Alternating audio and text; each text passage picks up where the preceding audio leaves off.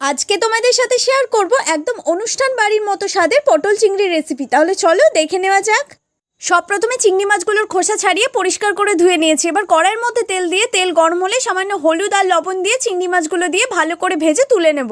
এবার কড়াইয়ের মধ্যে আরও কিছুটা তেল দিয়ে তেল গরম হলে পটলগুলো দিয়ে সামান্য হলুদ আর লবণ দিয়ে ভালো করে ভেজে তুলে নেব। ঠিক একইভাবে আলুগুলো সামান্য হলুদ আর লবণ দিয়ে ভেজে তুলে নেব। এরপর ওই তেলের মধ্যে গোটা জিরে ফোড়ন দিয়ে পেঁয়াজগুলো দিয়ে সামান্য লবণ দিয়ে ভেজে নিয়ে আদা রসুন কাঁচা লঙ্কা বাটা দিয়ে একটু কষিয়ে নেব।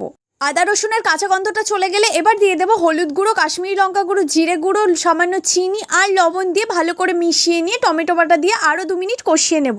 2 মিনিট পর দেখি একদম ভালো মতো কষে গিয়েছে। এবার আলু পটলগুলো দিয়ে ভালো করে মশলার সাথে মিশিয়ে নিয়ে সামান্য একটু জল দিয়ে কিছুক্ষণের জন্য ঢাকা দিয়ে দেবো। খুলে দেখি আলুগুলো একদম সেদ্ধ হয়ে গিয়েছে। এবার পরিমাণ মতো জল দিয়ে জলটা একটু ফুটে আসলে চিংড়ি মাছগুলো দিয়ে একটু নেড়ে চেড়ে ভাজা মশলা দিয়ে ভালো করে মিশিয়ে নিয়ে নামিয়ে নেব।